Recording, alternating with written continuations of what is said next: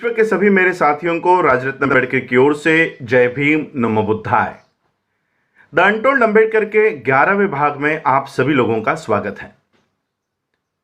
Doctor बाबा साहब अम्बेडकर जी की PhD पूरी हो गई। बाबा साहब अम्बेडकर जी को पीएचडी प्रदान कर दी गई और बाबा साहब अम्बेडकर भारत में आने के लिए निकले।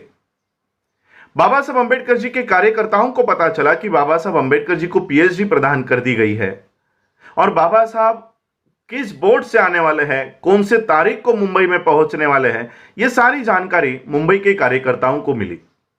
मुंबई के कार्यकर्ताओं ने सोचा कि जैसे ही डॉक्टर बाबा साहब अम्बेडकर मुंबई में दाखिल होंगे, भारत में दाखिल होंगे, वैसे ही हम बाबा साहब अम्बेडकर जी का एक सत्कार समारोह करेंगे। मुंबई के कार्यकर्ताओं ने बाबा साहब अम्बेडकर जी का सत्कार समारोह आयोजित करने का पूरा निर्णय ले लिया।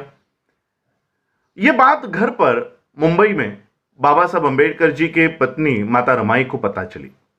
माता रमाई को पता चला कि मेरे पति आने वाले हैं, बाबा साहब आने वाले हैं और उनका सत्कार होने वाला है।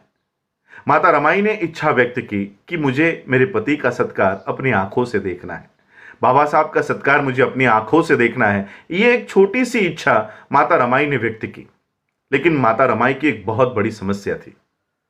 माता रमाई की समस्या थी कि एक भी अच्छी साड़ी उनके पास बाबा साहब का वो सत्कार देखने, उस सत्कार समारोह में हाजिर होने के लिए एक भी अच्छी साड़ी उनके पास नहीं थी।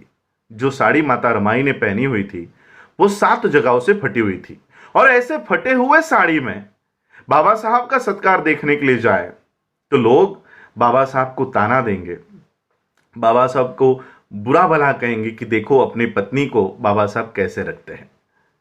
माता रमाई सोच रहे थे कि किस तरह से बाबा साहब का सत्कार देखा जाए। तब माता रमाई को याद आया कि कोल्हापुर के छत्रपति शाहू महाराज जी ने बाबा साहब का एक सत्कार करते समय एक पगड़ी, जिसे महाराष्ट्र में फेटा कहते हैं, वो फेटा उनको पहनाया था और वो पगड़ी माता रमाई ने संभाल कर एक ट्रंक में रखी हुई है।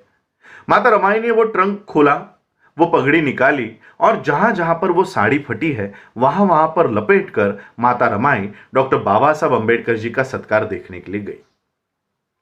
अब बाबा साहब का सत्कार चल रहा है, पति का सत्कार चल रहा है, तो पत्नी ने मंच पर आकर बैठकर देखना चाहिए, लेकिन माता रमाई मंच पर नहीं आई। कम से कम पहले पंक्ति में बैठकर डॉक्टर बाबा साहब अम्बेडकर जी का सत्कार माता रमाई ने देखना चाहिए, लेकिन माता रमाई पहले पंक्ति में भी आकर बैठकर वो सत्कार नहीं देख रही थी। जहां पर डॉक्टर बाबा साहब अम्बेडकर जी का सत्कार संपन्न हो रहा था, वहां पर एक पेड़ के पीछे छुप छुप कर बाबा साहब का सत्कार माता रमाई देख रही थी। अब बाबा साहब का ध्यान पूरे समाज पर था।